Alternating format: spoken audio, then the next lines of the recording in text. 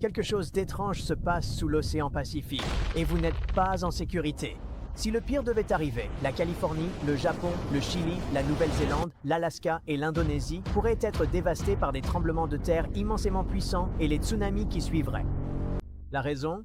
Le sol sous l'océan Pacifique bouge, même si vous ne ressentirez pas ce mouvement. À de nombreux endroits, ce n'est qu'une fraction de pouce par an, plus lentement que la pousse de vos ongles. Mais quand on parle de morceaux géants de la croûte terrestre qui frottent les uns contre les autres, même de minuscules changements peuvent mener à une catastrophe. Au centre de tout cela se trouve la plaque Pacifique, un immense morceau de la croûte terrestre qui est en mouvement constant. Son mouvement provoque certains des tremblements de terre et éruptions volcaniques les plus puissants de la planète. Et n'oubliez pas la célèbre ceinture de feu du Pacifique. C'est une zone massive qui s'étend autour de l'océan. L'activité tectonique est extrêmement élevée dans cette région.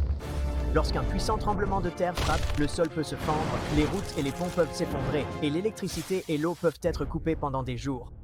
Si le séisme se produit sous l'océan, il peut également déclencher des tsunamis géants, inondant des côtes entières. Et même après la fin du séisme principal, de fortes répliques peuvent continuer à secouer le sol pendant des jours et des semaines, rendant les opérations de secours beaucoup plus dangereuses. Heureusement, nous disposons désormais de nouvelles technologies, comme des satellites avancés, des réseaux GPS et des capteurs placés sur le fond océanique, ce qui permet aux scientifiques de suivre des mouvements que nous ne pouvions pas observer il y a seulement quelques décennies. Ils ne peuvent toujours pas prédire le jour exact où un tremblement de terre secouera le sol, mais ils peuvent enfin avoir une bien meilleure idée de l'endroit où la pression s'accumule sous terre. Et un endroit inquiète les scientifiques depuis longtemps, la faille de San Andreas. La faille de San Andreas s'étend sur environ 750 miles à travers la Californie, le long de la limite entre deux immenses plaques tectoniques, la plaque Pacifique et la plaque nord-américaine. La plaque Pacifique se déplace lentement vers le nord-ouest, glissant le long de l'Amérique du Nord, mais ce mouvement n'est pas toujours fluide. Certaines parties de la faille glissent régulièrement, libérant de l'énergie petit à petit, mais d'autres restent bloquées à cause de la friction. Et lorsque les plaques tentent de bouger, la faille les maintient essentiellement en place. Et plus cela dure, plus la tension s'accumule sous terre. C'est comme pousser une lourde boîte sur le sol. Au début, rien ne se passe car la friction la maintient bloquée. Plus vous poussez fort, plus l'énergie s'accumule. Puis soudainement, la boîte bouge. La même chose se produit avec les plaques tectoniques. Lorsqu'elles finissent par se libérer, toute l'énergie accumulée durant des années est relâchée en quelques secondes, déclenchant un séisme. C'est ce qui s'est produit en 1906, quand la faille de San Andreas a provoqué l'un des tremblements de terre les plus destructeurs de l'histoire américaine, ravageant une grande partie de San Francisco. Personne ne sait exactement quand le prochain séisme puissant se produira, mais la faille est toujours active et, à certains endroits, elle est bloquée depuis des centaines d'années. La question est de savoir quelle quantité d'énergie elle emmagasine et ce qui se passera lorsqu'elle finira par se libérer. En ce moment même, sous les rues d'Oakland, en Californie, deux énormes plaques rocheuses sont bloquées l'une contre l'autre.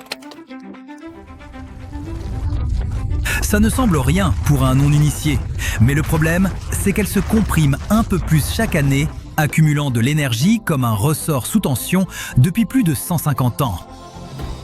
À environ 9 mètres sous les trottoirs où les gens promènent leurs chiens et prennent leur café du matin, une horloge géologique a déjà atteint son terme.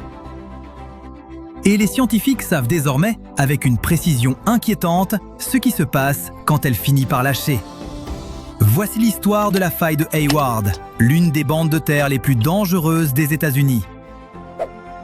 Et des simulations informatiques extraordinaires qui révèlent enfin ce que le prochain grand séisme fera subir à des millions de personnes.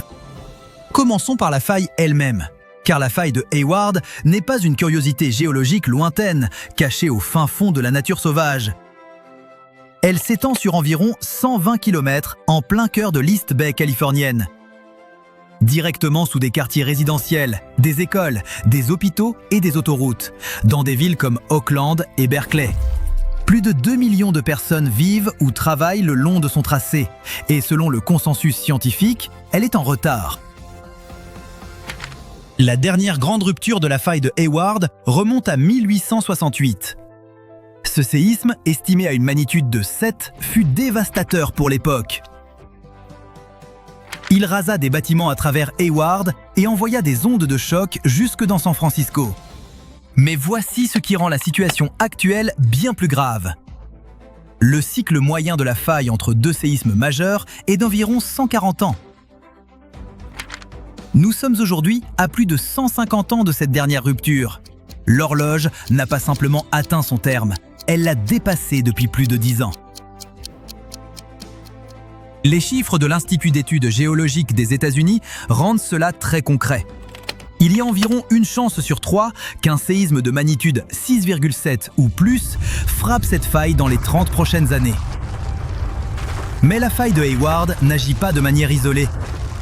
Quand les scientifiques prennent en compte les failles connectées de la région, dont la faille de Rogers Creek au nord, la probabilité d'une rupture majeure quelque part dans le système atteint 72% d'ici 2043. Ce n'est pas une hypothèse lointaine, c'est une quasi-certitude du vivant de la plupart d'entre nous. Alors, que se passe-t-il exactement quand elle cède?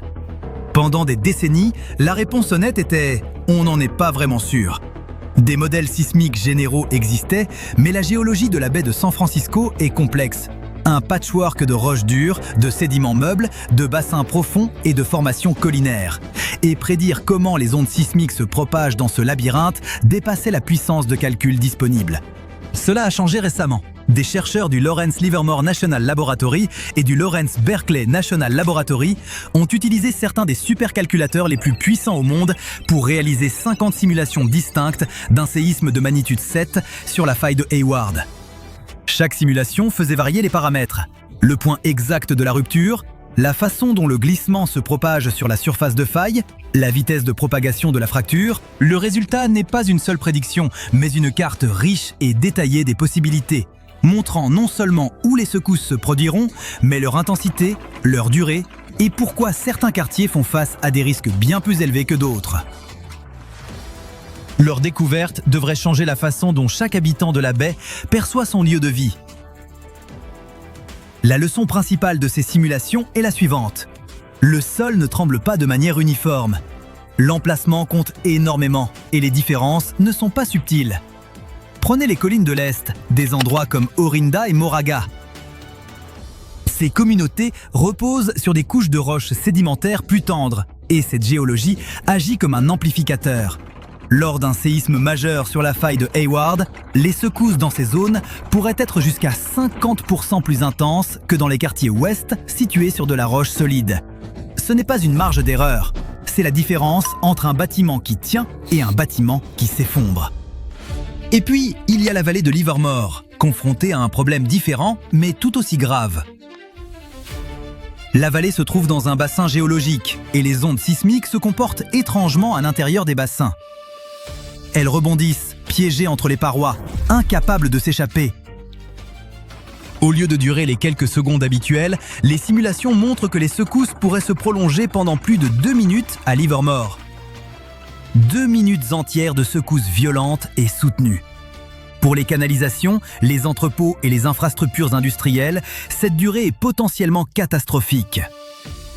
À Oakland et Berkeley, directement sur la ligne de faille, le danger principal vient de ce que les scientifiques appellent les impulsions de directivité. Quand la faille se rompt, la fracture ne se produit pas d'un seul coup. Elle file le long de la faille et, ce faisant, projette des salves concentrées d'énergie vers l'avant, comme une onde émise par une source en mouvement. Les quartiers situés directement dans la trajectoire de cette poussée reçoivent des impulsions violentes et puissantes, particulièrement destructrices pour les bâtiments élevés. Les gratte-ciel et les tours de ces villes courent le risque le plus élevé, avec des accélérations du sol pouvant atteindre l'équivalent de la force de gravité, suffisante pour submerger des structures qui n'ont pas été conçues pour cette menace spécifique. Pendant ce temps, sur le versant ouest de la baie, reposant sur le socle rocheux franciscain, la situation est sensiblement différente. L'accélération du sol pourrait y être de 20 à 50% inférieure à celle des zones les plus à risque.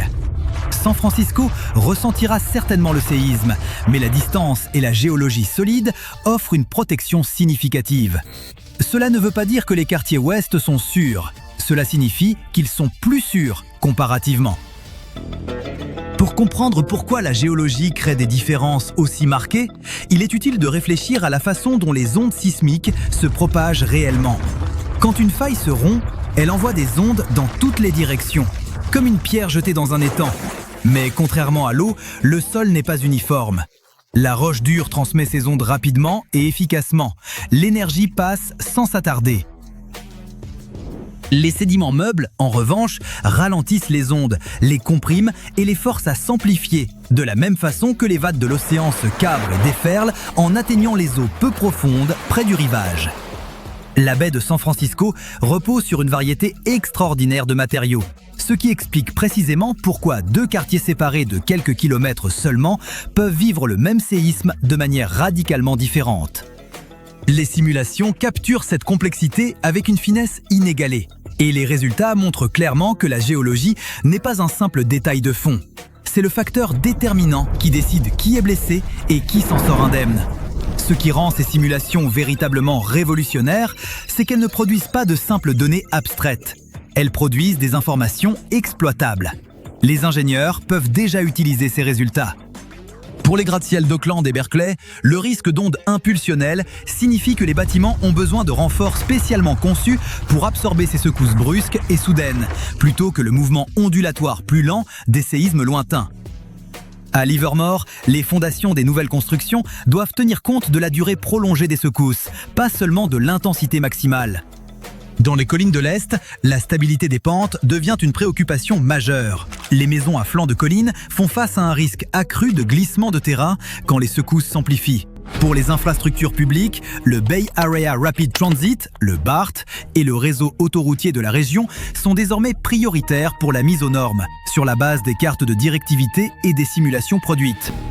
La faille ne menace pas que les bâtiments, elle menace les réseaux de transport dont les gens auront désespérément besoin après un événement majeur. Et pour les habitants ordinaires, les implications sont personnelles et concrètes. Fixer les meubles lourds, les chauffe-eau et les bibliothèques réduit le risque de blessure. Les applications d'alerte précoce peuvent donner quelques secondes d'avertissement avant l'arrivée des secousses. Assez pour se baisser, se protéger et s'agripper. Des réserves d'urgence pour au moins 3 jours ne sont pas une préparation excessive. Pour une région aussi exposée, c'est du simple bon sens. La science de la prédiction sismique avance vite.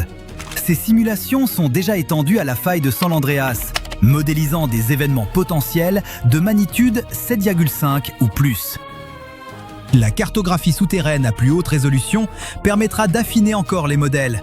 Mais la simulation de la faille de Hayward nous dit déjà quelque chose de profond. Nous n'avons pas à être impuissants face à cette menace. Le sol sous la baie de San Francisco n'est plus un mystère. Nous savons où le danger se concentre. Nous savons pourquoi certains quartiers trembleront plus fort, pourquoi certaines vallées trembleront plus longtemps, et pourquoi certains bâtiments font face à des risques que d'autres n'ont pas. La question n'est plus de savoir si ce séisme va arriver. La question est de savoir si nous serons prêts quand il frappera.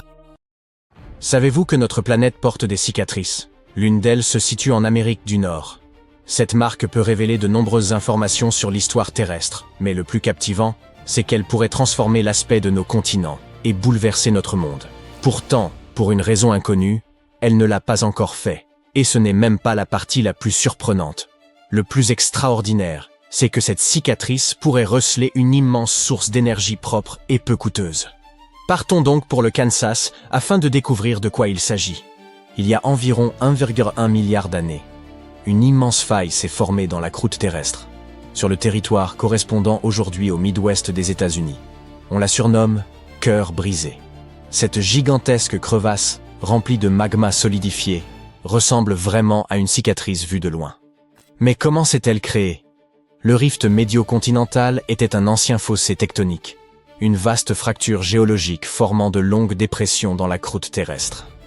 Elle est apparue lorsque les plaques ont commencé à s'écarter, comme les pièces d'un puzzle qui se séparent soudainement.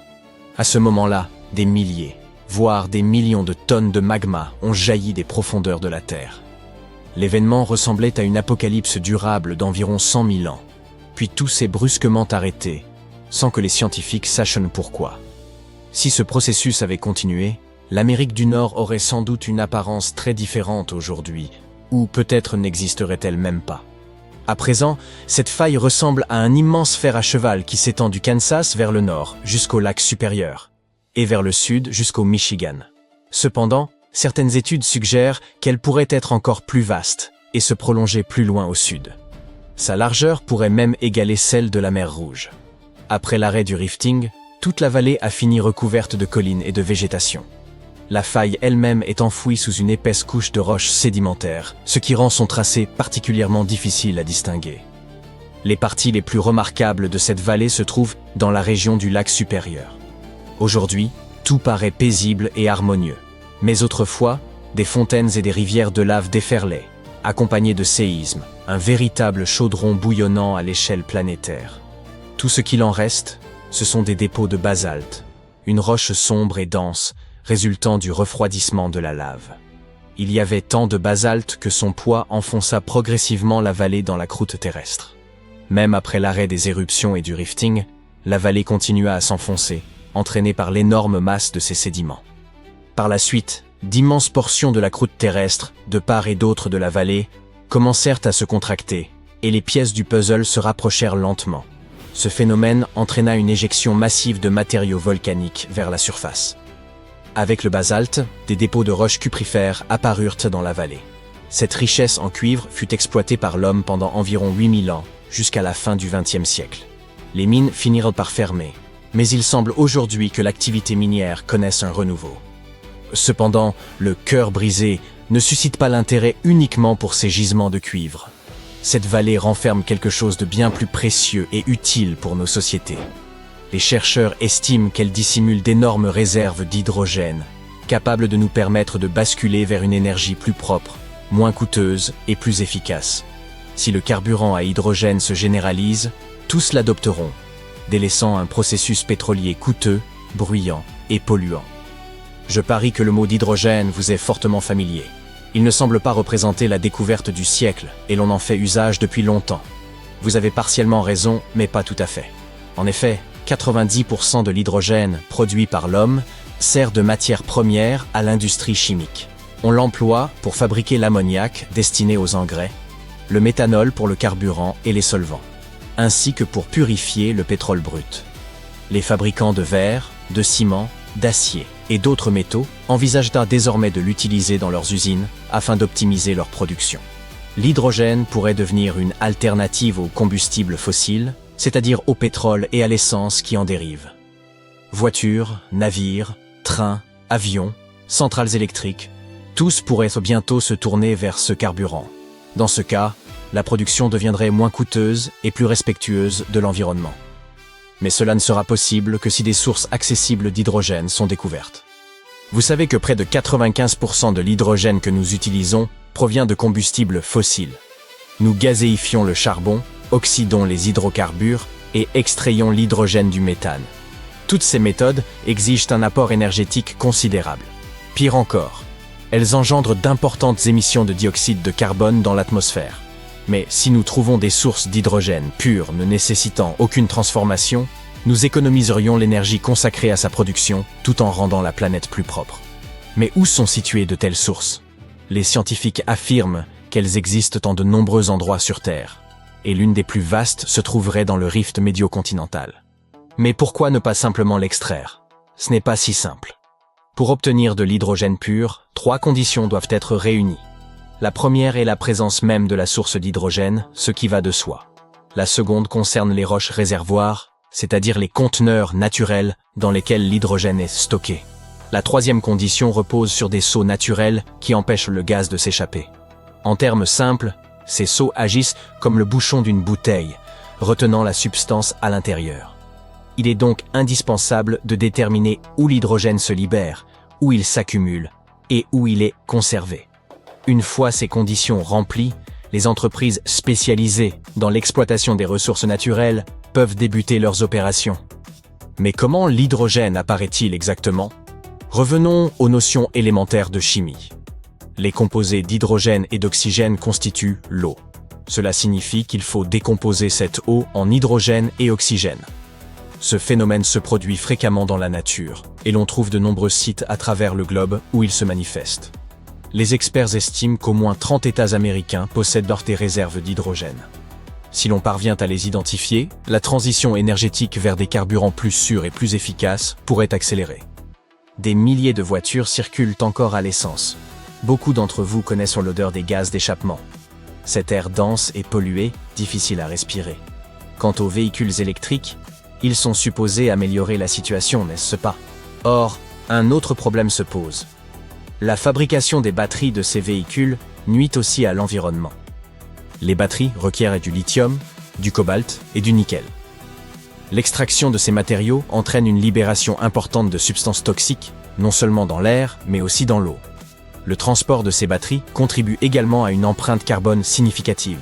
La production d'une seule voiture électrique génère environ 4 tonnes de dioxyde de carbone. Pour compenser cela, il faudrait conduire ce véhicule pendant au moins 8 ans, durée nécessaire pour neutraliser ce qu'une voiture classique émettrait sur la même période. Qu'en est-il de la fiabilité et de la commodité? Que ferez-vous si la batterie se décharge en plein trajet et qu'aucune station de recharge ne se trouve à proximité? Ce problème devrait être résolu à l'avenir, à mesure que les voitures électriques se populariseront. Les scientifiques estiment que, durant le dernier milliard d'années, la croûte terrestre a décomposé suffisamment d'eau en oxygène et en hydrogène.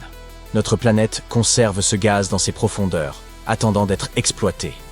Selon les calculs, et en prenant en compte toutes les technologies et capacités de production actuelles de nos sociétés, les réserves d'hydrogène enfouies suffiraient à nous fournir de l'énergie pendant 170 000 ans. C'est pourquoi le rift médio-continental attire des savants du monde entier. D'énormes quantités de basalte et d'autres roches peuvent réagir avec l'eau pour libérer de l'hydrogène. Et aujourd'hui, les chercheurs s'efforcent de localiser les sites où ce matériau s'accumule et se conserve naturellement.